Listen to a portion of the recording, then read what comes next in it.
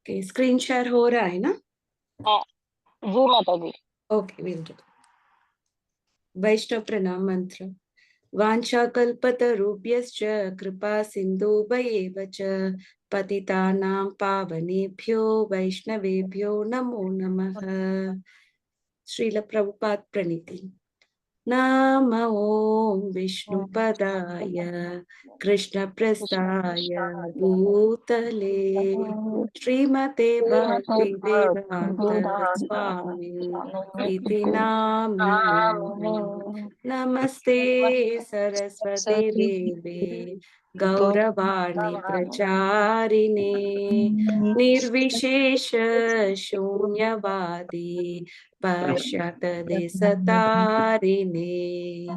जय श्री कृष्ण चैतन्य प्रभु नित्यानंद श्री अद्वैत गदाधर श्रीवासादि गौर भक्त वृंदा। जय श्री कृष्ण चैतन्य प्रभु नित्यानंद श्री अद्वैत गदाधरा श्रीवासादि गौर भक्त वृंदा। जय श्री कृष्ण चैतन्य प्रभु नित्यानंद श्री अद्वैत गदाधरा श्रीवासादि गौर भक्त वृंदा। हरे कृष्णा कृष्णा कृष्णा हरे हरे हरे राम राम राम हरे हरे। हरे कृष्णा कृष्णा कृष्णा हरे हरे हरे राम राम राम हरे हरे। हरे कृष्णा कृष्णा कृष्णा हरे हरे हरे राम राम राम हरे हरे। हरे कृष्णा कृष्णा कृष्णा हरे हरे हरे राम राम हरे हरे। जय राधा रस बिहारी राधे। जय सीता राम लक्ष्मण भक्त हनुमान सीता राम लक्ष्मण भक्त हनुमान। जय गौरानिताय जय गौरानिताय। जय जय प्रभुपाद जय जय प्रभुपाद। जय गुरुदेव जय जय गुरुदेव। निताय गौर प्रेमानंदे हरि बोल। ये मंगलाचरण हम भगवत गीता के फर्स्ट पेज में है। So you can all have the habit of seeing from the book से आप पढ़ सकते हो। Very first page of Bhagavad Gita में मंगलाचरण है। ठीक है। ओम अज्ञानतिमिरान्धस्य ज्ञानाञ्जनशलाकया चक्षुरुन्मिलितं येन तस्मै श्रीगुरवे नमः। श्रीचैतन्यमनोभीष्टं स्थापितं येन भूतले स्वयं रूप कदा मह्यं ददाति स्वपदान्तिकं। वन्देऽहं श्रीगुरु श्रीयुतपदकमलं श्रीगुरुन् वैष्णवांश्च श्रीरूपं साग्रजातं सहगण रघुनाथान्वितां तं सजीवं साद्वैतं सावधूतं परिजनसहितं कृष्ण चैतन्य देवं श्री राधा कृष्ण पदान् सहगण ललिता श्री विशाखान्वितांश। हे कृष्णा करुणा सिंधु दीनबंधु जगतपते गोपेश गोपिका कांता राधा कांता नमोस्तुते। तप्त कांचन गौरांगी राधे वृंदावनेश्वरी वृषभानुसुते देवी प्रणमामि हरि हरिप्रिये। प्रिय वाञ्छाकल्पतरुभ्यश्च कृपा सिन्धुभयेव च पतितानां पावनेभ्यो वैष्णवेभ्यो नमो नमः। जय श्री कृष्ण चैतन्य प्रभु नित्यानंद श्री अद्वैत गदाधर श्रीवासादि गौर भक्त वृंदा। हरे कृष्णा कृष्ण कृष्णा हरे हरे, हरे राम राम राम हरे हरे। हरे कृष्णा कृष्ण कृष्णा हरे हरे, हरे राम राम राम हरे हरे। हरे कृष्णा कृष्ण कृष्णा हरे हरे, हरे हरे हरे राम राम राम हरे हरे। मन्मना भव मद्भक्तो मध्याजी मां नमस्कुरु, मामे वैश्यसि युक्तैवम् आत्मानं मत्परायणम्। परब्रह्म परं धाम पवित्रं परमं भवान्, पुरुषं शाश्वतं दिव्यम् आदिदेवम् अजं विभुम्। आहुस्त्वां ऋषयः सर्वे देवर्षि नारदस्तथा, असितो देवलो व्यास स्वयं चैवाब्रवीषि मे। सर्वधर्मान् परित्यज्य माम् एकं शरणं व्रज, अहं त्वां सर्वपापेभ्यो मोक्षयिष्यामि मा शुच। यत्र योगेश्वर कृष्णो यत्र पार्थो धनुर्धरः, तत्र श्रीविजयो भूते ध्रुवा नितेर्मतेर्मम। ॐ नमो भगवते वासुदेवाय, ॐ नमो भगवते वासुदेवाय, ॐ नमो भगवते वासुदेवाय। हरे कृष्णा। हरे हरे कृष्ण आज का कृष्णा। क्लास शुरू करेंगे। तो पहले श्लोका किसी ने कंठस्थ किया है, धर्म क्षेत्र कुरुक्षेत्र, अगर किया है तो आप यू कैन रिसाइट।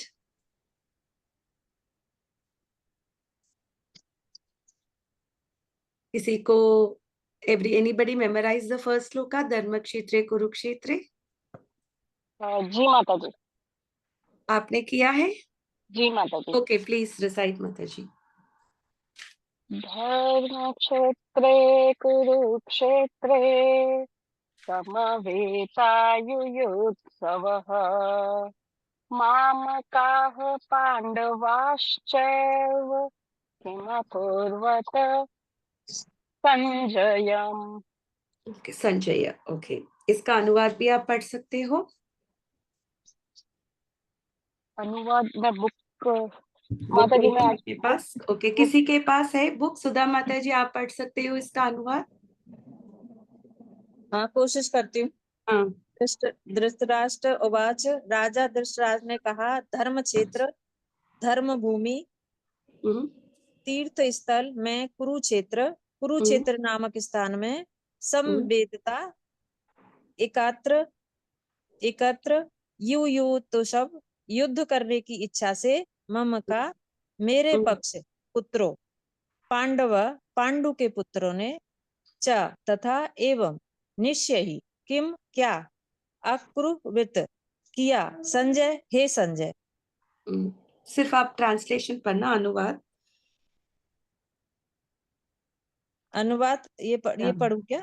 या धृतराष्ट्र सिर्फ ने कहा हे धृतराष्ट्र या अच्छा, धृतराष्ट्र ने कहा, हे संजय, धर्म भूमि कुरुक्षेत्र में युद्ध की इच्छा से एकत्र हुए मेरे तथा पांडु के पुत्रों ने क्या किया।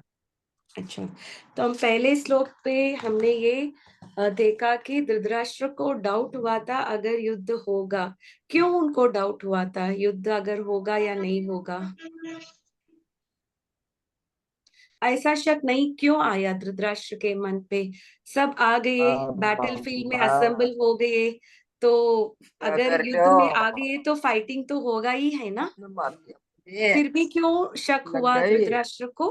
क्योंकि वो एक धर्म क्षेत्र था। क्योंकि जो युद्ध धर्म से ये या धर्म धर्म के क्षेत्र। प्रभाव में आकर उसके जो बेटे हैं, वो कहीं कॉम्प्रोमाइज नहीं करने को हाँ पांडवों के साथ में धर्म। हाँ, या धृतराष्ट्र को कुछ कॉम्प्रोमाइज करने की मन पे नहीं था, क्योंकि धृतराष्ट्र को क्या लग रहा था कि उनके 100 पुत्र है और उनके पास भीष्म है, द्रोण है, कृपाचार्य है और बहुत सारे सेना है, नारायण सेना भी है। तो उनको लगा कि अगर युद्ध होगा तो जीत उनका ही होगा। अगर दुर्योधन कॉम्प्रोमाइज हो गया, वो जो होली धाम के प्रभाव से अगर वो कॉम्प्रोमाइज हो गया तो धृतराष्ट्र को लगा कि राज्य उनके हाथ से छीन जाएगा। तो इसको प्रभुपाद ने बोला है कि ये इतना मूर्खता का है ये सवाल, क्योंकि अगर आपको खाने में आप बैठ गए और आपके सामने प्लेट भी है तो कोई आपसे पूछेंगे क्या आपने खाया या नहीं? जरूर खाएंगे ना। आप खाने के लिए बैठ गए, प्लेट भी आपके सामने है, फिर क्या होगा? आप खाने खाएंगे ना। तो इंस्पायर, तो इसी प्रकार Prabhupada ji is giving a analogy. ऐसा सवाल तो मूर्खता है, क्योंकि उनको लग रहा कि अगर दुर्योधन को ये पुण्य स्थान के प्रभाव में अगर वो युद्ध करना से बंद हो जाए तो उनका क्या होगा। क्योंकि धृतराष्ट्र का स्वभाव क्या था, हम लास्ट क्लास में देखा था। क्या है धृतराष्ट्र का स्वभाव? He is greedy type person. हाँ, ओ मी उसके मन माई एंड माइन में था सब कुछ, हाँ, मेरा अपना और उनका ही था। वो किसी को सोचता नहीं था, क्योंकि इसी श्लोक में हमने देखा उसने पांडुस को कुरु डायनासिटी जो है पांडवास और कौरवास उससे दोनों कुरु अलग। डायनासिटी में है। मामका पांडवाश्य वह उन्होंने सेपरेट कर दिया और पांडवास को कुरु डायनासिटी से रिजेक्ट कर दिया। जैसे हमने देखा कैकेयी को भी जब मालूम हुआ कि राम राजा बनने वाला है तो बहुत खुश थी। तो वैदिक सिविलाइजेशन में ऐसा भेदभाव नहीं करते थे, पर धृतराष्ट्र के मन में पहले से ही वो भेदभाव था। उनको सौंपा गया है अपने छोटे भाई के बच्चों को देखने के लिए, but did he really take care of them? No. No. उन्होंने नहीं देखभाल किया। कितना बहुत सारा प्रयास हुआ ये युद्ध स्टॉप करने के लिए।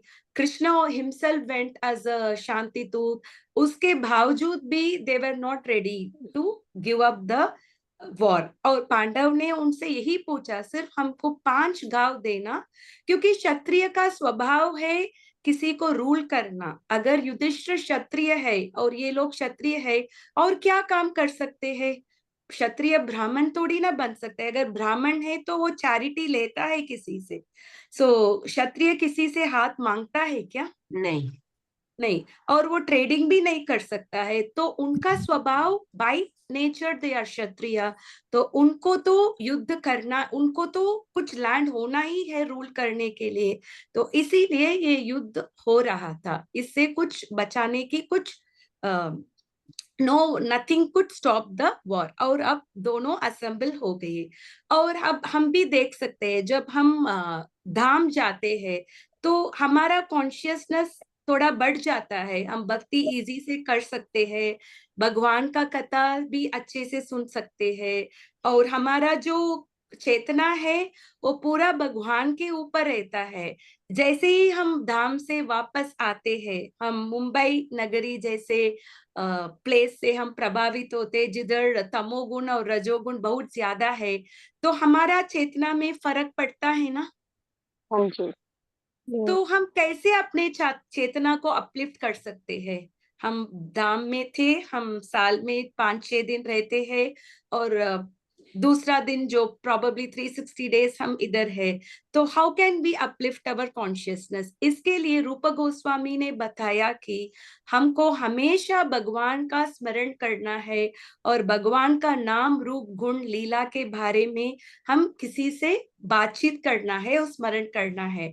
ऐसा करने से हम जो धाम में जो प्रभाव है हमारे चेतना में, वो चेतना हमको इधर भी होने मिल का सकती है। संभावना है। किसी ने प्रभुपाद जी से पूछा था, मायापुर इतना अच्छा धाम है, मुझे सिर्फ इधर ही बैठ के मुझे भक्ति करना है। तो प्रभुपाद जी ने मना किया। उन्होंने कहा नहीं, तुम बाहर जाओ और सबको मायापुर दे दो। जब हम वृंदावन से बाहर जाते हैं और मायापुर से बाहर जाते हैं, फिर जो भौतिक लोग हैं उनको भक्ति दे दो और उनमें ये वृंदावन मायापुर सब दे दो। तो इसी प्रकार हमको भी, हम मुंबई नगर में हैं, हम में भी बहुत सारे लोग हैं जिनको मालूम ही नहीं है भक्ति क्या है, जिनको अपना लाइफ का पर्पस ही मालूम नहीं है, और हम लोग उनके साथ कृष्ण कॉन्शियसनेस के बारे में बात कर सकते हैं, भगवत गीता के बारे में बात कर सकते हैं। और अभी हमारा जो दिसंबर मंथ जो है प्रभुपाद का बुक मैराथन मंथ है, तो हम बहुत सारे लोगों को हम प्रभुपाद जी का ट्रांसेंडेंटल लिटरेचर्स हम डिस्ट्रीब्यूट कर सकते हैं। ऐसा करने से क्या होगा हमारे में, हम किसी और को ये भक्ति देते हैं तो हमारे में क्या होगा?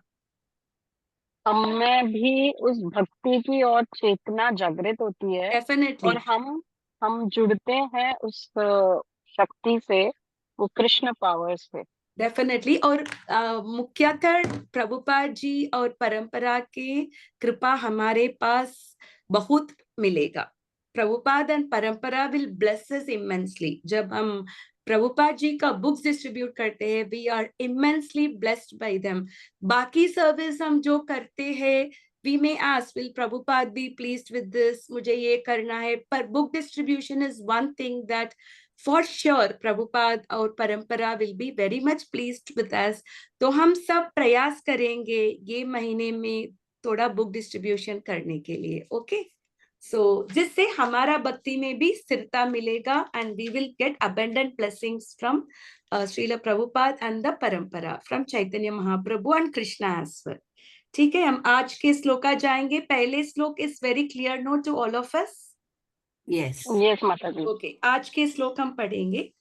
Please repeat after me. Sanjay उवाच संजय उवाच दृष्ट्वा तु पाण्डवानीकम् दृष्ट्वा तु पाण्डवानीकम् गूढं दुर्योधनस्तथा गूढं दुर्योधनस्तथा आचार्यम् उपसंगम्य आचार्यम् उपसंगम्य राजा वचनमब्रवीत्।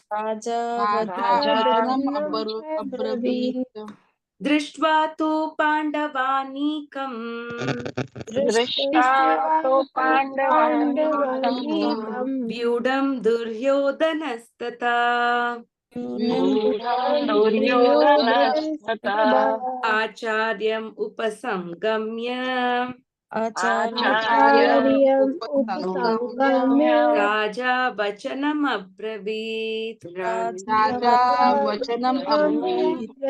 दृष्ट्वा तु पाण्डवानीकम् दृष्ट्वा तु पाण्डवानीकम् व्यूढं दुर्योधनस्तथा दुर्योधनस्तथा आचार्यम् उपसंगम्य आचार्यम् उपसंगम्य राजा वचनमब्रवीत्। Would anybody like to recite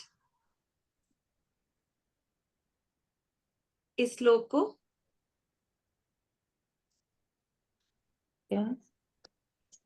Sudha ji आपको करना है, अनुराधा माता जी एक बार सिर्फ ये माता श्लोक जी, को वापस। मेरे पास आज बुक नहीं है। पढ़ती हूँ, मैं पढ़ती हूँ। संजय Okay, ने okay. कहा, हे राजन, पांडु पुत्रों द्वारा सेना की व्यूह रचना देखकर राजा दुर्योधन अपने गुरु के पास गया और उसने यह शब्द कहे। तो अभी क्या हुआ, उन्होंने अभी ये पांडु का पूरा आर्मी देखा था दुर्योधन ने। पहले दुर्योधन को क्या लग रहा था, उनको लगा कि पांडु ऑलरेडी 13-14 इयर्स ये लोग एक्साइल में थे, उनके पास कुछ लैंड नहीं है, कोई भी नहीं है, ये लोग तो वन में रहते थे। उनको नहीं लग रहा था कि उनके पास भी इतना बड़ा सेना होगा। तो जैसे ही दुर्योधन ये पांडु का ये जो व्यूडम देखा था, व्यूडम माने मिलिट्री फॉर्मेशन देखा था, उसको एकदम फियर हो गया, डर लग गया, क्योंकि ये जो उसने देखा वो उन्होंने एक्सपेक्ट नहीं किया। जैसे हम पहले श्लोक में भी हमने ये पड़ा, क्योंकि दुर्योधन को लगा कि ये विक्ट्री जो है एकदम इजी होगा, क्योंकि उनके पास भीष्म है, द्रोण है, कृपाचार्य है, और वो लोग 100 लोग हैं, और पांडव तो 5 लोग ही है, उनके साथ ज्यादा सपोर्ट नहीं होगा। पर जब उन्होंने ये सेना को देखा था, ये पांडव का सेना देखा, तो उनके मन में डर लग गया। और उसके बाद आचार्यम उपसंगम्य राजा वचनम अब्रवीत। सो किसके पास गया था वो? उनके टीचर के पास, द्रोणाचार्य के। द्रोणाचार्य के पास गया था, और उनके पास कुछ शब्द बोल रहा था, क्योंकि उनको डर हो गया अभी दुर्योधन का क्या होगा, अभी हमारा हालत, हमने ऐसा तो युद्ध के लिए कर दिया, पर इतना हो गया। तो अभी मैं आपके लिए संजय का अर्थ का नाम क्या है, व्हाट इज संजया मीन्स, जो destroyer of inner hate and desire, जो ईशा और इच्छा को, डिस्ट्रॉय को क्या बोलते हैं हिंदी में? खत्म करना। नाश खत्म, करना। नाश करने वाला। हाँ, ईशा और इच्छा को नाश करने वाला।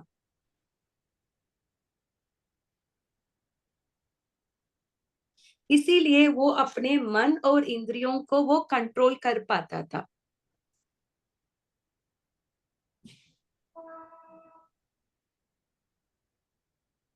और संजय को ये पावर था। संजय और धृतराष्ट्र कहाँ बैठे थे? हस्तिनापुर में महल अपने में, राजमहल में। हस्तिनापुर। 100 किलोमीटर है हस्तिनापुर कुरुक्षेत्र से। फिर भी संजय सब देख सकता था, नॉट ओनली सीइंग, वो सुन भी सकता था जो भी कॉन्वर्सेशंस हो रहा था उधर, जो कृष्ण और अर्जुन का और सबके साथ, जो दुर्योधन और द्रोणाचार्य का, सबका बात भी वो सुन सकता है। इतना हलचल था, जैसे वॉरफील्ड में तो इतना शोर मच रहा था। फिर भी संजय वॉज एम्पावर्ड, क्योंकि उसको व्यासदेव ने ये एम्पावरमेंट किया है। इसीलिए धृतराष्ट्र ने संजय से ये सवाल पूछा था, क्योंकि संजय तो सच ही बोलेगा। अभी संजय कौन है? धृतराष्ट्र का सेक्रेटरी है। वो जानता है धृतराष्ट्र का मूड क्या है, क्योंकि धृतराष्ट्र को जो ये डाउट हो रहा था ना, किम अकुर्वत संजय, तो उसको अभी समझ में आया कि धृतराष्ट्र को डाउट है कि युद्ध होगा या नहीं। तो उसने बोला हाँ, युद्ध जरूर होगा, पर रिजल्ट क्या होगा वो मैं बता नहीं सकता। युद्ध तो होगा, पर संजय तो भक्त थे, he is a disciple of Vyasadeva. तो संजय को मालूम हुआ कि कृष्ण जिधर है उधर ही जैसे विक्ट्री विजय होगा, जीत विजय होगा। जीत होगा। पर फिर भी उसको, क्योंकि धृतराष्ट्र एकदम बूढ़ा था, अगर वो सच बोल दिया तो क्या होगा धृतराष्ट्र का हालत, उसको हार्ट अटैक हो जाएगा। और संजय उसका सेक्रेटरी था, तो इसके लिए उसको थोड़ा थोड़ा धृतराष्ट्र के मनोभाव के समझ के उसको ये मैसेज देना पड़ा। ठीक है, यस। वो फिर वही बोला था। एंड उसके बाद हम देख सकते हैं कि ये जो भीष्म देव जो है, भीष्म, द्रोणा और कृपाचार्य, तो हम थोड़ा भीष्म देव के बारे में हम ये करेंगे। आप सबको मालूम है भीष्म देव के बारे में, भीष्म देव कौन था, फिर भी मैं उनका थोड़ा सा बैकग्राउंड देती हूँ। तो भीष्म देव शांतनु के 8वां पुत्र थे, शांतनु और गंगा का 8वां पुत्र थे, और उसका नाम था देवव्रता। और ऐसा हुआ एक बार कि शांतनु ने सत्यवती को कहीं देखा था, और सत्यवती से प्यार हो गया, और सत्यवती को शादी करना चाहता था शांतनु। बट फिर भी सत्यवती के पिताजी ने मना कर दिया, क्योंकि उन्होंने ये शर्त डाला है कि अगर वो सत्यवती को शादी करेगा, उनके द्वारा जो पुत्र पैदा हुआ होगा, उनको ही ये राज्य मिलेगा। तो शांतनु को बुरा लगा, ऐसा कैसे कर सकता है, क्योंकि उनको, वो पहले ही शादी शुदा थे, और उनका एक बेटा था। ऐसा नहीं है ना, वो अपने बेटे को बोल सकते हैं अभी तुम राजा नहीं बन सकते हो, मेरा इच्छा है, मुझे सत्यवती से शादी करना है, इसके वजह से तुम राज्य मत ले लो। पर देवव्रत वो समझ पाता था अपने पिताजी के मनोभाव को, क्योंकि वो काफी दुखी थे शांतनु। तो उन्होंने सत्यवती के पिताजी को अप्रोच किया और उन्होंने ये बोला था कि ये राज्य मैं नहीं लूंगा, आपकी बेटी के द्वारा जो पुत्र होगा वही इस कुरु का राजा बनेगा।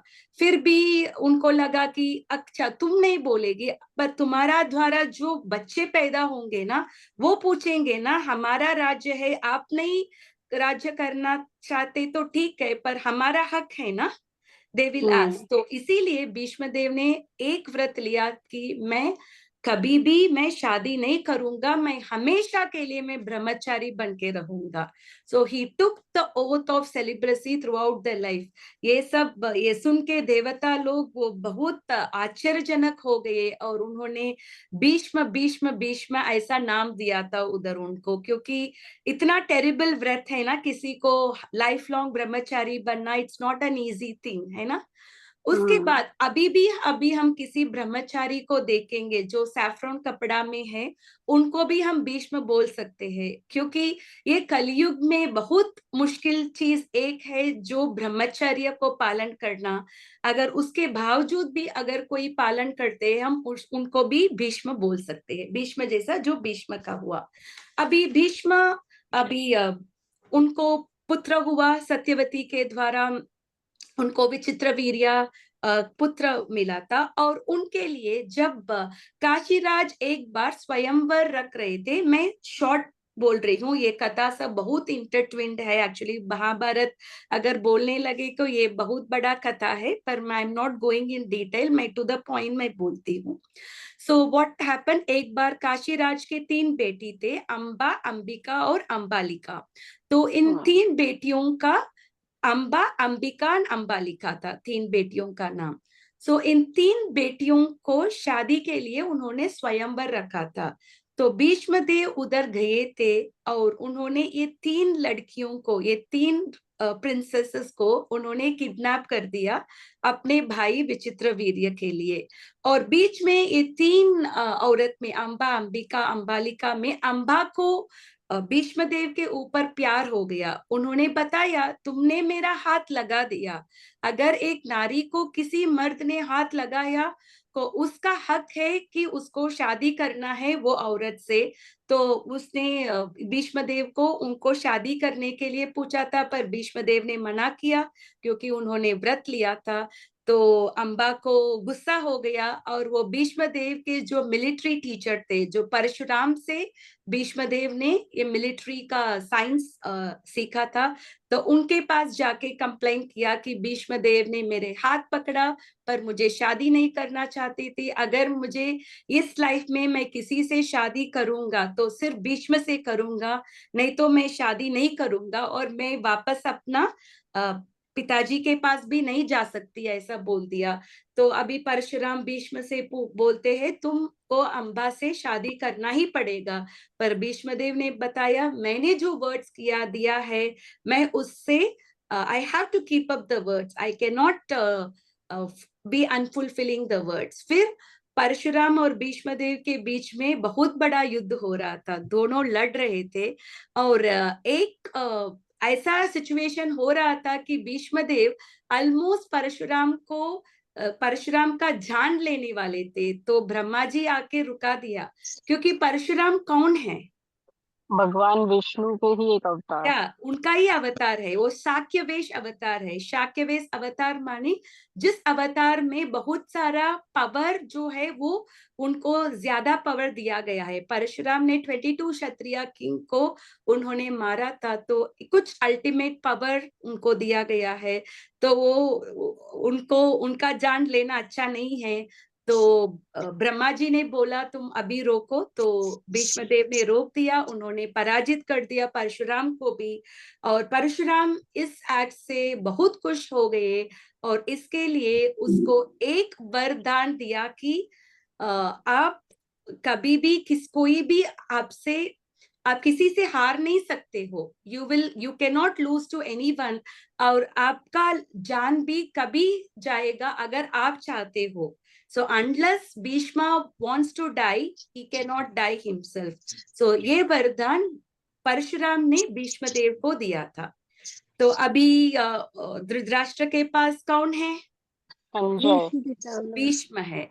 तो धृतराष्ट्र को ये लग रहा था कि ठीक है, और द्रोणाचार्य को भी सॉरी दुर्योधन को भी ये लग रहा था कि ठीक है, हमारे पास भीष्म है, द्रोण है और कृपाचार्य है, इसके वजह से हम जरूर युद्ध में जीत पाएंगे। पर फिर भी उनके मन में थोड़ा फियर हो रहा था। कोई इसका अनुवाद पढ़ सकते हैं? ट्रांसलेशन, रमा माता जी, would you like to recite the purport? Hare Krishna. आप शेयर करेंगे स्क्रीन तो मैं रीड करती हूँ। हिंदी में पता मैं नहीं है। रीड करती हूँ, मेरे पास बुक है ग्रुप हाँ, में। ओके ईशा माता जी, please read.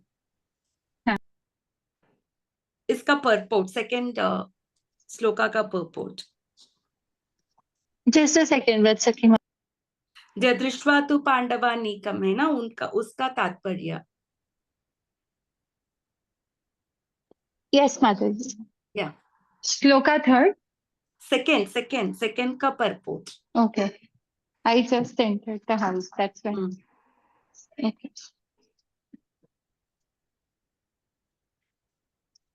just give me 1 minute.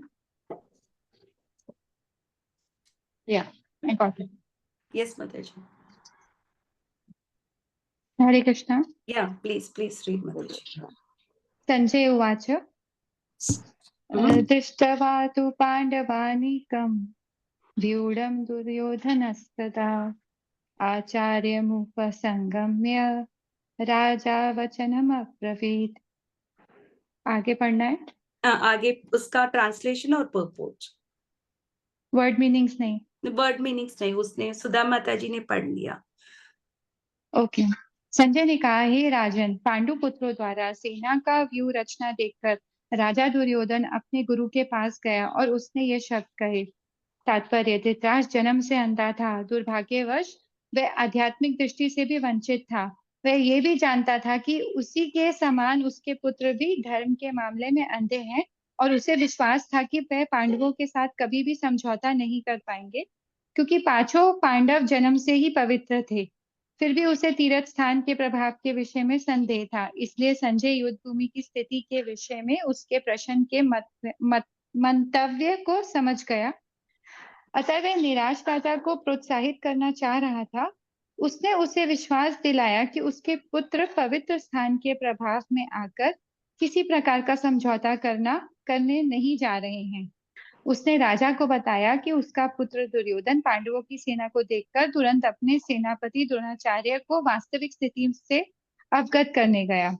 यद्यपि दुर्योधन को राजा कहकर संबोधित किया गया है, तो भी स्थिति की गंभीरता के कारण उसे सेनापति के पास जाना पड़ा। अतएव दुर्योधन राजनीतिज्ञ बनने के लिए सर्वथा उपयुक्त था, किंतु जब उसने पांडवों की व्यू रचना देखी तो उसका ये कूटनीतिक व्यवहार उसके भय को छिपा ना पाया। हरे कृष्ण माता। हाँ, इधर संजय ने दुर्योधन को राजा बताया था, तो वो राजा था क्या? नहीं, वो राजा नहीं था, नहीं। फिर भी उन्होंने क्यों राजा बताया था धृतराष्ट्र को? क्योंकि राजा का मे बी बेटा ऑफ था। फियर। राजकुमार थे ना वो, तो नहीं, राजकुमार उसको राजकुमार घोषित करा थे, था। पर फिर भी उनको राजा बता, क्योंकि उनको थोड़ा ना उत्साहन करना था धृतराष्ट्र को।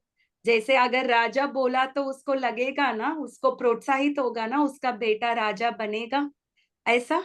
पर वो तो राजा था उनके साइड का, जैसे he was heading the Kauravas, पर ही डिड नॉट। अगर वॉर के बारे में ही पता होगा ना, who is the king, how can you say somebody as the king before the war takes place, obviously, है ना। फिर भी उन्होंने उनको राजा बताया तो क्योंकि उनको धृतराष्ट्र को थोड़ा प्रोत्साहन देना था, क्योंकि वो सेक्रेटरी था। Sanjay was a secretary and he could understand the doubts of Dhritarashtra. वो अंधे थे और थोड़ा बूढ़ा थे, तो जाने दो, मैं उसको राजा बोलता हूँ ताकि वो थोड़ा खुश हो जाएगा।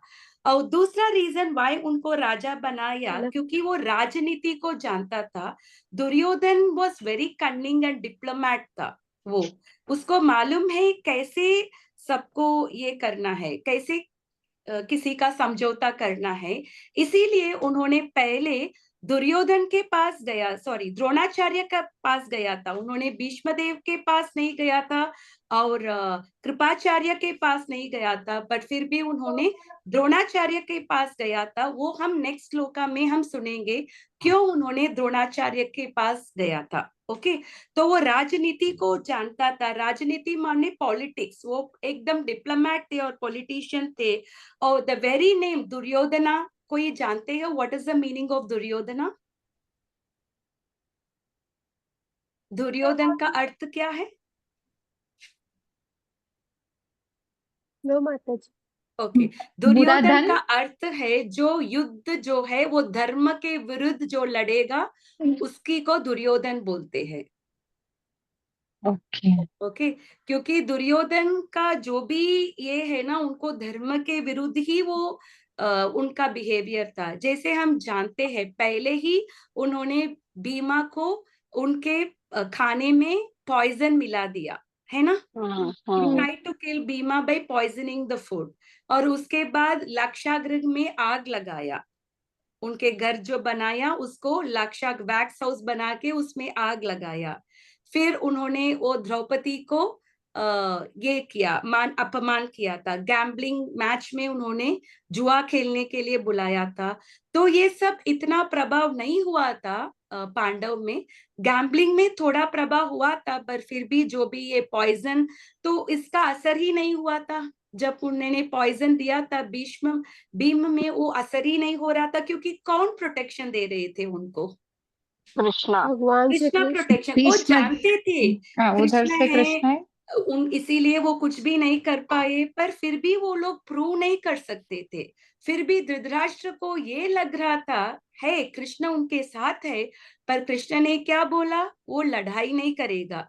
तो धृतराष्ट्र में होप था, काली कृष्ण उधर बैठे हैं, काली बैठ के वो क्या कर सकता है, वो तो लड़ने वाला नहीं है। तो इसके लिए उनके ऊपर होप था, पर उनको भी मालूम है क्योंकि कृष्ण उनके पास है, इसीलिए उनको पराजित करना मुश्किल हो रहा था। और बहुत सारे उन्होंने छल किया था, ये जो दुर्योधन ने पांडवों के ऊपर बहुत सारा छल किया था। और जब दुर्योधन पैदा हुआ था तो एस्ट्रोलॉजर ने प्रेडिक्शन दिया थी ये जो बेटा है वो ये राज्य का नष्ट करेगा। He was known to destroy this dynasty, है ना। बट फिर भी धृतराष्ट्र ने उसको मारा नहीं, क्यों नहीं मारा?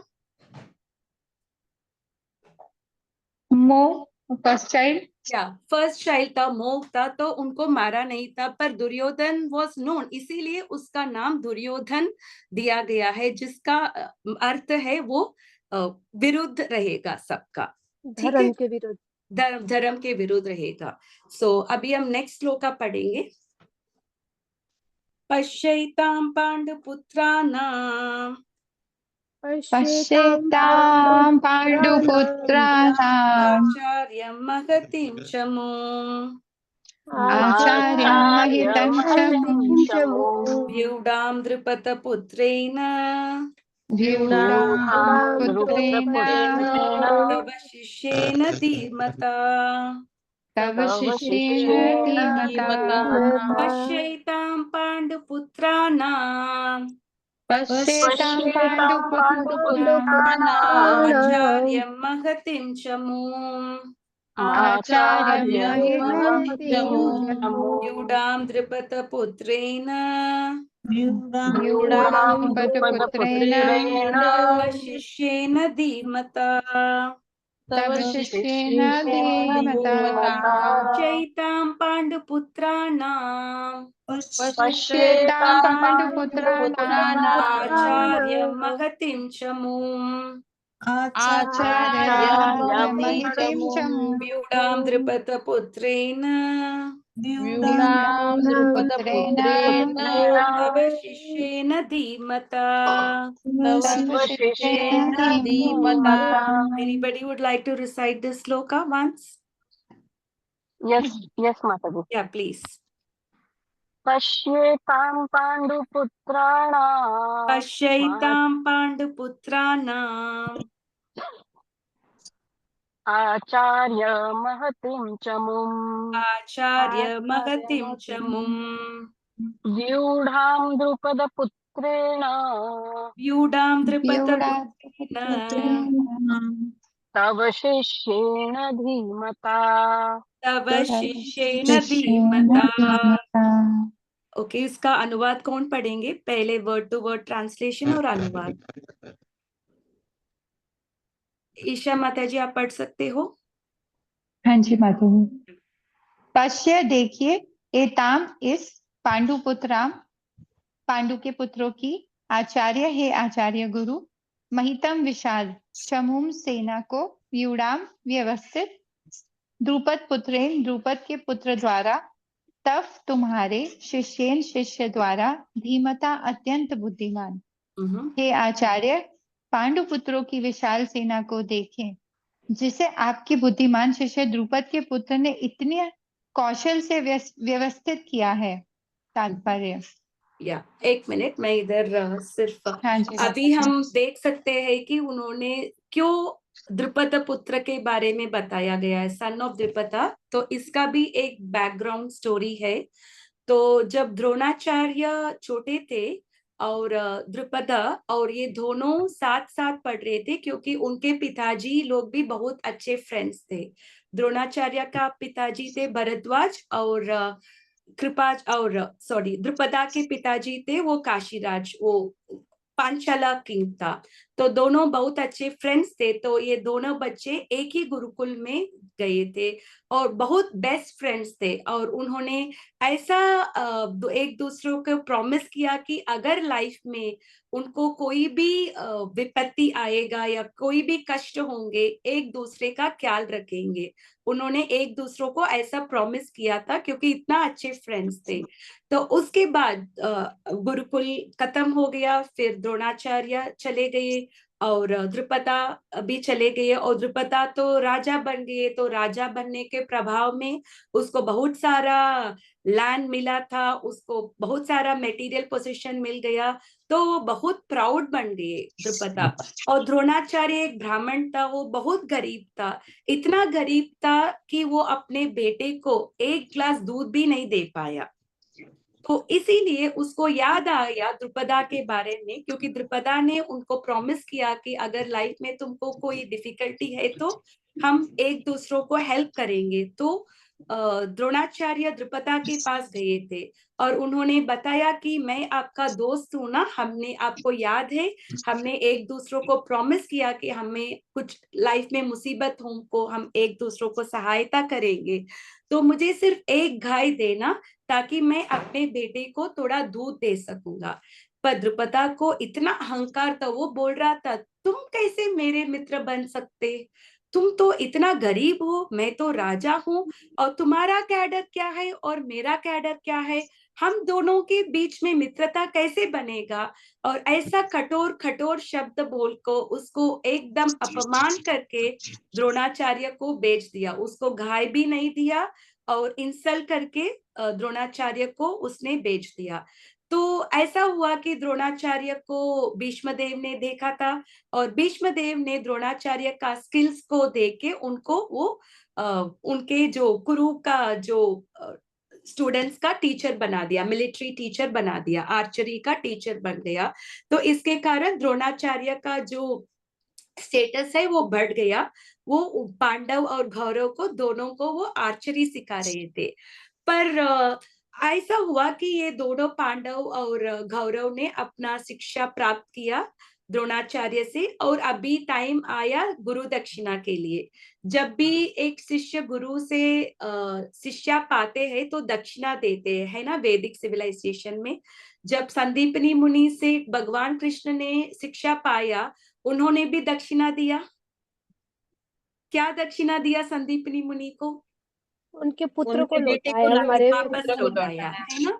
तो इसी प्रकार अभी टाइम था द्रोणाचार्य का गुरु दक्षिणा देने के लिए। तो पहले दुर्योधन ने बोला और उन्होंने ये दक्षिणा में ये मांगा थी, आप में कोई भी जाके द्रुपद को हरावो और उसको जीवित जीवित मेरे पास लेके आओ, उसको मर don't kill him but just bring him life to me. तो पहले दुर्योधन को लगा ये अच्छा मौका है गुरु से पॉइंट्स लेने से, गुरु को प्यारे होने से। तो उन्होंने दुर्योधन ने पहले गया था युद्ध करने के लिए द्रुपदा से, पर द्रुपदा भी महारथ थे। महारथ माने क्या है? हु इज महारथी? जो अपने स्किल में बहुत ज्यादा अच्छा हो। या ऐसा शक्तिशाली। बोला गया कि एक महारथी 10,000 सेनाओं को वो मार सकता है। ही कैन किल 10,000 सोल्जर्स, उतना पावर है महारथी में। तो दुर्योधन गया था, वो हार गया, वो जीत नहीं पाया द्रुपदा से। फिर अर्जुन गया, और अर्जुन और द्रुपदा के बीच में भी बहुत कठिन लड़ाई था, इतना ईजा नहीं था, फिर भी अर्जुन जीत लिया और द्रुपदा को जीवित जीवित द्रोणाचार्य के पास लेके आया था। फिर भी जब वो द्रोणाचार्य को, जब द्रुपदा को देखा था, द्रोणाचार्य ने पूरा राज्य नहीं छीन लिया। उन्होंने पता, तुम भूल गया अपने फ्रेंडशिप के बारे में, मैं तो अपना जो भी वर्ड्स देता हूँ मैं कभी भी भूलता नहीं हूँ। मैंने हमेशा बोला था कि विपत्ति के टाइम में मैं तुम्हारा सहायता करूंगा। अभी तुम आधा राज्य तुम ले लो। तो वो आधा राज्य अपने पास रख के बाकी राज्य वो द्रुपदा को दे देता है। पर द्रुपदा कौन है? क्षत्रिय है। क्षत्रिय को ये बहुत अपमान होता है ना, ऐसा अपमान हुआ है ना, उसको जीवित जीवित छोड़ा था, फिर भी उसको अपमान लगता था। तो उन्होंने एक बड़ा यज्ञ किया था, जिससे धृष्टद्युम्न आया था वो यज्ञ से। और जब धृष्टद्युम्न आया था यज्ञ से, he came out with a big chariot. वो एक चैरियट में आया था, पूरा आर्मर, पूरा वेपन सबके साथ वो आया था। ऐसा ही वो यज्ञ से पूरा एक सेनापति जैसा वो बाहर आया था। और उसके बाद और एक हु एल्स केम? द्रौपदी। द्रौपदी। द्रौपदी भी आया था, उसी यज्ञ में द्रौपदी भी आया था, और उसको हम यज्ञ सैनी बोलते हैं, है ना, द्रौपदी को। अभी द्रौपदी कौन है? अर्जुन अर्जुन के पांडव, वाइफ है, 5 पांडव का पांडव। है, पर्टिकुलरली अर्जुन के वाइफ थे। अर्जुन ने पहले उसका क्लेम किया था, फिर सबको हुआ था। और Arjun is a very dear disciple of Dronacharya, है ना। द्रोणाचार्य का बहुत फेवरेट डिसाइपल था ना, क्योंकि Arjun was very much excelling in the archery ना। आप देख सकते हैं, तो अभी द्रोणाचार्य है, अभी अर्जुन है। आप देख सकते हैं कि महाभारत से ही फैमिली लाइफ कितना कॉम्प्लेक्स होता है ना। अभी धृष्टद्युम्न भी छोड़ा नहीं। धृष्टद्युम्न ने अभी द्रोणाचार्य के पास आया था युद्ध सीखने के लिए, टू मिलिट्री आर्ट्स पढ़ने के लिए।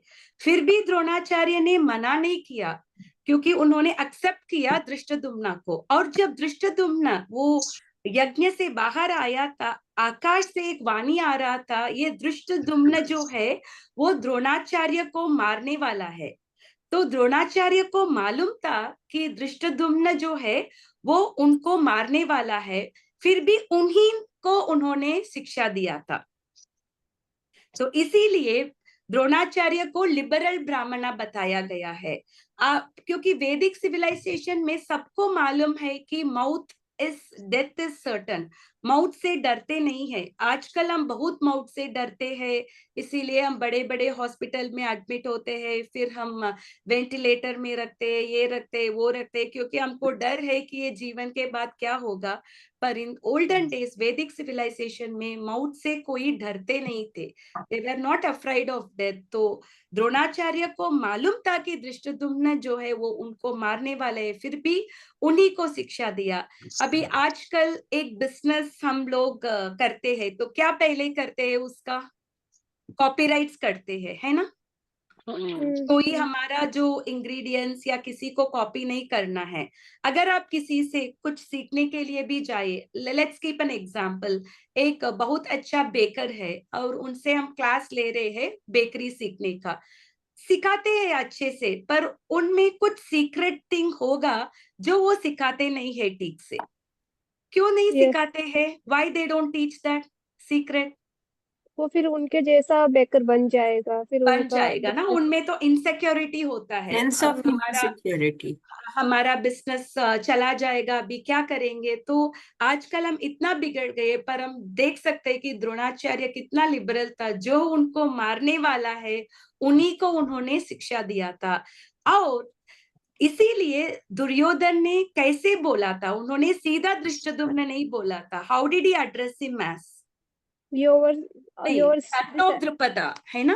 तव शिष्टेन धीमता व्यूढ़ाम द्रुपदपुत्रेण, he addressed him as द्रुपदपुत्रेण, क्योंकि जब द्रुपदा का नाम सुनेगा द्रोणाचार्य को, उनको भी गुस्सा आएगा, है ना, पास टाइम याद आएगा। insult किया है ना द्रोणाचार्य को। हम्म। So he thought that if I tell him as a son of Drupata, वो द्रोणाचार्य को थोड़ा पिंच होगा, उनमें क्रोध होगा, है ना, ये द्रुपदा ने मेरा इतना इंसल्ट किया, अभी मुझे उसको रिवेंज लेना है। तो इसीलिए he used the word as Drupadaputrena, not as Drishtadumna directly. तो we can understand the diplomacy of Duryodhan, है ना, वो कितना डिप्लोमेटिक थे कि उन्होंने दृष्टद्युम्न के बदले, अब उन्होंने पहले किसको अप्रोच किया, द्रोणाचार्य को अप्रोच किया था, क्योंकि ही नोज द बैकग्राउंड जो हुआ है ना। So that is why he went directly to Dronacharya, और ताकि वो उनको गुस्सा करवा सकते। He can and he said तव शिष्येन धीमता, धीमता मीन्स इन संस्कृत लैंग्वेज इतना सुंदर है कि हर एक वर्ड के लिए बहुत अच्छा अर्थ होता है, सिग्निफिकेंट वर्ड। धीमता, धी मीन्स इंटेलिजेंस, मता मीन्स वन हु पोसेस, तो वन हु पोसेस इंटेलिजेंस। तो उन्होंने ये बताया कि see your student how intelligent he is, आप ही से उन्होंने युद्ध सीखा था और अभी आपके सामने खड़े हो गए। So he is telling it in a very this way, using a proper language, instigating him, somebody who learned from you and who is against you, है ना। ऐसा हम सोचेंगे, हमको भी बुरा लगेगा ना, कोई हमसे ही सब सीखे और हमारे विरुद्ध जब खड़े होते हैं, won't it hurt us? Yes. तो इसीलिए वो द्रोणाचार्य को बोला था कि वो धीमता, तव शिष्येन धीमता, how intelligent are your students, they learned from you and now they are standing opposite to you, including the Pandavas. Pandavas भी द्रोणाचार्य से ही शिक्षा प्राप्त किया ना, अभी वो लोग कहाँ बैठे हैं, उनके सामने खड़े। तो वो द्रोणाचार्य को एकदम इंस्टिगेट कर रहा है दुर्योधन को, क्योंकि उसको अभी मालूम है कि his earlier he thought that his army is very big. अभी जब पांडवों में ऐसा बहुत सुंदर सुंदर व्यूढ़ा बनाया, द्रुपदा भी, दृष्टद्युम्न भी बहुत अच्छा सेवक था कि उन्होंने बहुत अच्छा, एक व्यूड स्नेक जैसा था और दूसरा व्यूड चक्र जैसा था और तीसरा युग जैसा ईगल जैसा था। व्यूड क्यों बनाते हैं, व्हाई डू दे मेक व्यूडा, ताकि ऑपोजिट आर्मी पेनिट्रेट नहीं कर सकते, है ना। They arrange the army in such a way so that the opposite party can not penetrate. तो इन सबको देके उनको इतना डर हो गया कि he was telling him that, sorry, थोड़ा डिस्टर्ब हो रहा है।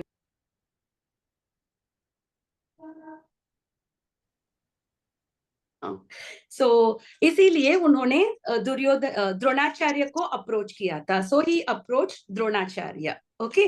और भीष्म और युधिष्ठिर भी, ही इज वेरी वेरी वैदिक एटिकेट था उनके ऊपर। जब पहले दिन ही उन्होंने पहले भीष्म देव, द्रोणाचार्य और कृपाचार्य, वो तीनों के पास गए थे और उन तीनों से उन्होंने हाथ झुका के, और he took the blessings from Bhishmadev, Dronacharya और कृपाचार्य, और he told them, अभी हम आपके शिष्य है, अभी हम लड़ाई करने वाले हैं, आप ही हमको बताना आपसे कैसे हम जीत पाएंगे, please tell us how to defeat you.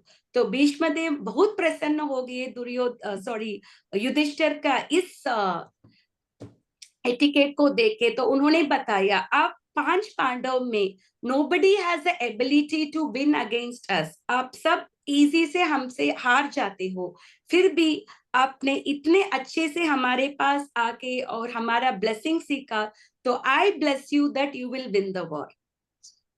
हम देख सकते हैं ना, वैदिक सिविलाइजेशन में बहुत अच्छा एटिकेट था, है ना। युधिष्ठिर पढ़ा। Can you repeat what you said right now? No, Yudhishthira, he went to Bhishma Dev, Dronacharya and Kripacharya and took their blessings Before war. Okay, yeah. क्योंकि उनके पास एटिकेट था, वो लोग टीचर्स थे, ग्रैंड पेरेंट्स थे, तो we always have the habit of taking the blessings from elders, right.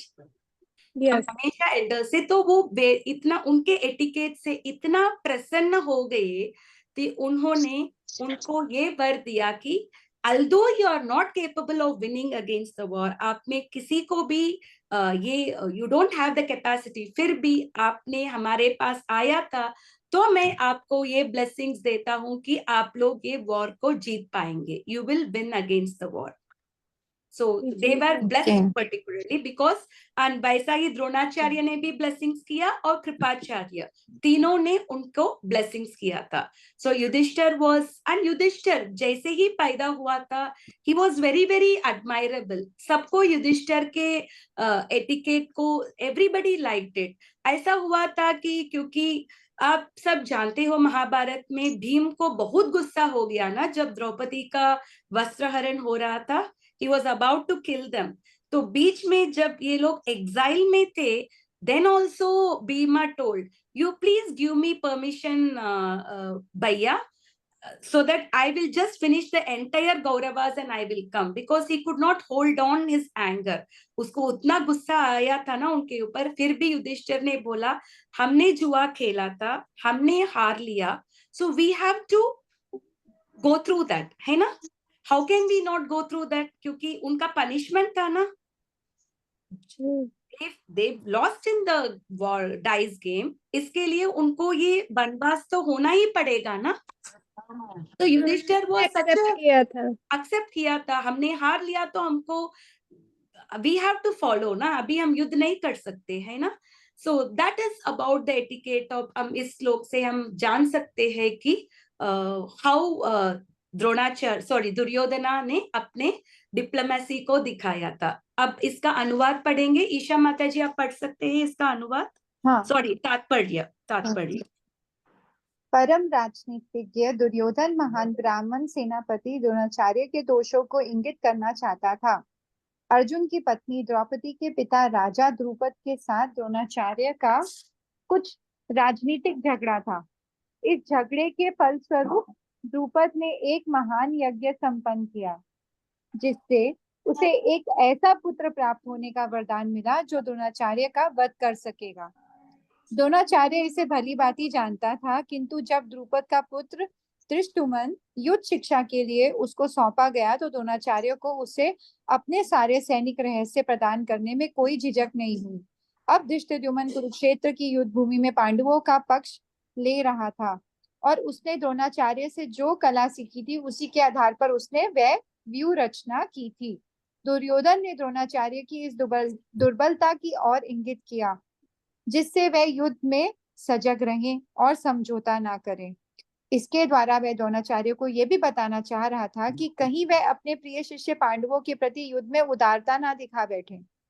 विशेष रूप से अर्जुन उसका अत्यंत प्रिय एवं तेजस्वी शिष्य था. दुर्योधन ने यह भी चेतावनी दी कि युद्ध में इस प्रकार की उदारता से हार हो सकती है.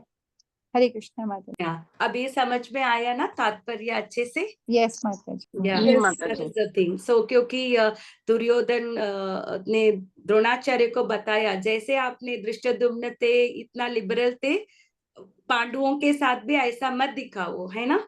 Because he is pointing out his mistake. आप ही से सीखा, अब आपके विरुद्ध है और सब विरुद्ध है, तो be strong on them, be strict on them. क्योंकि ये सब किसके लिए बोल रहा था? दुर्योधन के मन में क्या हो गया? एक डर डर आ गया. पहले तो उसको लग रहा कि एक केक वॉक है, it's such an easy battle. और ऐसा हुआ था कि पांडव के पक्ष 7 अक्षयोनी थे और दुर्योधन के पक्ष 11 अक्षयोनी थे. अक्षयोनी क्या होता है? अक्षयोनी माने एक सेना है जिसमें उनके पास बहुत सारा 1 लाख सोल्जर्स रहता है और इतना हाथी रहता है और इतना चैरियट्स रहता है और इतना घोड़ा रहता है. It is a set of army एक अक्षयोनी में. अच्छा, बहुत सारा होता है. सो अल्दो 7 ही अक्षयोनी था, पर the way they arrange the युद्ध इट वाज सो गुड. तो उसको देख के दुर्योधन को डर लग गया है ना. क्योंकि किससे वो सीखा था? द्रोणाचार्य से ही सीखा था. टीचर एक ही था, है ना.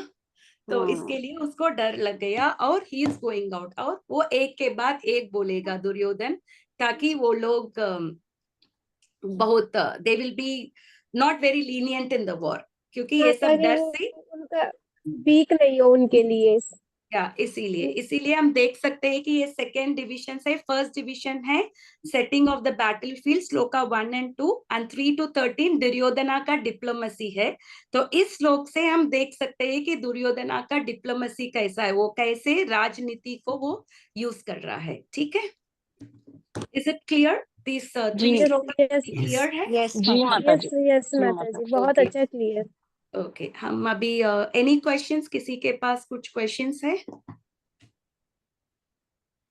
माता जी I will क्लियर tell है। you Mataji, अक्षहोणी का I have read it, but ये इतना numbers है ना, पूरा याद करना मुश्किल है। I will try to let you know what is one अक्षहोणी। इसमें ऐसा है कि whatever I learned, it's like 1 lakh soldiers और some 50,000 horses, elephants, chariots, ऐसा कुछ है। इसी को यस माता अक्षयोणी जी, बोलते हैं। Yes yes. दिस इसको अक्षयोणी बोलते हैं, बट फिर भी दुर्योधन को डर लग रहा था। So we know here, so among everybody, जैसे what was the key point in the battle is Krishna थे पांडव के साथ, है ना? क्योंकि भीष्म देव ने भी बता दिया आप में किसी में एबिलिटी नहीं है हमको जीतने का, फिर भी that is why the last श्लोक of Bhagavad Gita says what? यत्र योगेश्वर कृष्णो यत्र पार्थो धनुधरः तत्र श्री विजयो भूति Dhruva नीतिर्मतिर्मम। So wherever there is Krishna, wherever there is Arjuna, उधर विजय जरूर होगा। अब आप बुक डिस्ट्रीब्यूशन करेंगे, कुछ लोग बोलेंगे भगवत गीता रखने से घर पे झगड़ा होगा। किसी ने आपको ये बताया है? वो महाभारत के लिए people they बोला don't जाता like है। to give, महाभारत के लिए कहते हैं माता महाभारत जी के ये। लिए कहते हैं, भगवत नहीं, गीता के लिए नहीं। क्योंकि भगवत गीता भी इज अ Part पार्ट है। ऑफ महाभारत ना। हाँ, some people, I am not Some telling people. all the people, some Yeah, people some people. बोलेंगे, पर भगवत गीता में क्या बोला है? यत्र योगेश्वर कृष्ण, विक्ट्री है wherever there is जहाँ पर कृष्ण कृष्ण victory है है। और भगवान है वहाँ विक्ट्री। या और माता जी वो akshauhini is a battle formation described in the Mahabharata that consist of 2,18,700 warriors, 21,870 chariots, 21,870 elephants, 65,610 horses, and 109,350 infantry. Yes एक अक्षौनी में। या दिस वेरी वेरी बिग, वही मैंने कहा ना, बहुत मैंने बड़ा है। सुना है लाखों में है उनका नंबर बहुत, सोल्जर्स बहुत। का। So it's a very big, ऐसा दैट्स व्हाई 64 करोड़ लोग थे ये युद्ध भूमि में, कुरुक्षेत्र में 64 crore people were in the battle, और everybody died other than Pandava. Pandavas. और एक बचा था उत्तरा के पेट में, परीक्षित वो है महाराज। परीक्षित महाराज। वो भी he was also about to die by the Brahmastra, पर भगवान कृष्ण ने अश्वत्थामा ने ब्रह्मास्त्र किया था, पर कृष्ण ने उनको प्रोटेक्शन दिया था। बचा लिया था। Otherwise it was the entire 64 crore people died in one war। कोई ये भी पूछते हैं ना, कैसे आपके भगवान इतने लोगों को मारा दिया एक ही में? Have anybody asked you this question? Yes माता जी। तो आप क्या बोलेंगे आप? What will you say? मैं अभी तक तो मेरे पास इसका जवाब Yes, नहीं है। माता जी। और दूसरा चीज है, all these 64 crore people, they all attain their swarupa. Swarupa means a real constitutional position, because they all died in front of Krishna. जो भी कृष्ण के सामने अपना जान दिया था, they all became liberated. तो it is actually a benediction to all of them. कोई अच्छे हो, कोई बुरे हो, किसी ने पुण्य कर्म किया, पाप कर्म किया, कुछ भी किया, but whomsoever were present in the battlefield, they all attained liberation.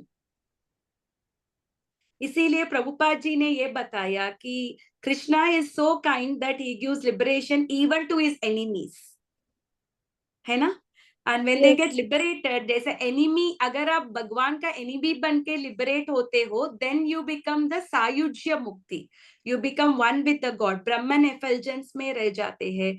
और मायावादी लोग हैं, वो लिबरेशन के लिए इतना प्रयत्न करते हैं, ये जो है वो कृष्ण के एनिमीज को भी ये मिलता है लिबरेशन, पर डिवोटी जो है, he is the one who wants to become the servant of Krishna, है ना?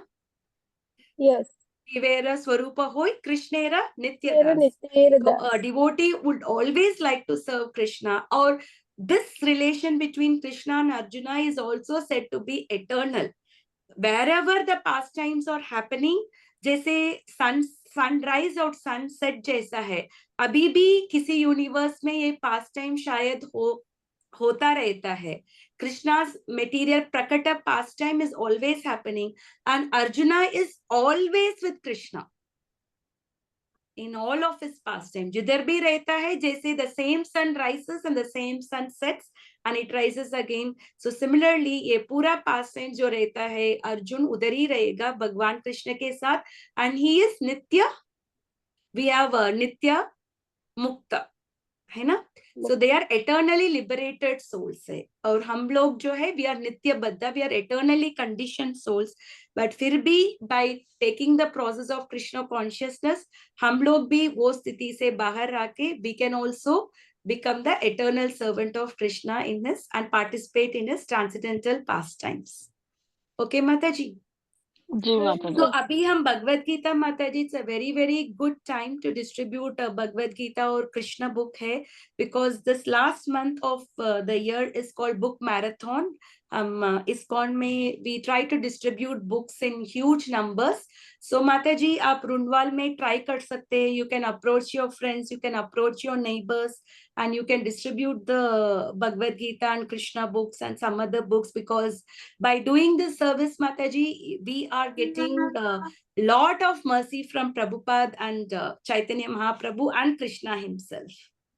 जी माता Okay, ji. Mataji, you please let us know how we can help you, or ji. everybody can participate in the book distribution. जो अभी दिसंबर book marathon जो शुरू हो रहा है, we all can participate and try to please Krishna. And हम कितना preach कर सकते हैं, but when we give the book, when they read the book, उनको knowledge खुद आ जाता है ना? Okay, माताजी, ठीक है. Okay, we'll ji. stop the class. Okay. Ji. Yes. Okay, no questions ना. After this अक्षयोनी का आपका numbers मिल गया. It's a very huge number. वही मैं बोल रही थी, अगर हम समझने की कोशिश भी करते हैं, we cannot retain that number, है ना? करेक्ट. जी जी पढ़ने जी. में भी मुश्किल हुआ ना ईशा माता जी? Just to read only we had a difficulty ना? Yes, Mataji. Yes. So it's okay. So, okay. वाञ्छाकल्पतरुभ्यश्च कृपा सिन्धुभ्येव च पतितानां पावनेभ्यो वैष्णवेभ्यो नमो नमः. अनंत कोटि वैष्णव वृंद की जय. श्रील प्रभुपाद की जय. Bhagavad Gita as it is की जय. And one request, please memorize the first श्लोक of भगवत गीता, धर्म क्षेत्रे कुरुक्षेत्रे, because जैसे ही हम गीता पढ़ेंगे, we will also try to memorize the important 108 shlokas. So जिसमें the first shloka is also for memorization. आप please try to memorize the first shloka, धर्म क्षेत्रे कुरुक्षेत्रे. रेणु माता जी ने मेमोराइज किया, और जी I माता request ji. everybody else to memorize. Anuradha माता जी, I think you know by memory, right? Yes, yes, Yeah. Mataji. So ठीक है, जिन्होंने भी ये श्लोका मेमोराइज नहीं किया, please try to memorize this shloka. Okay? Yes, Mataji. Hare Krishna. Hare Hare Krishna. Krishna. Hare Krishna. Hare Krishna.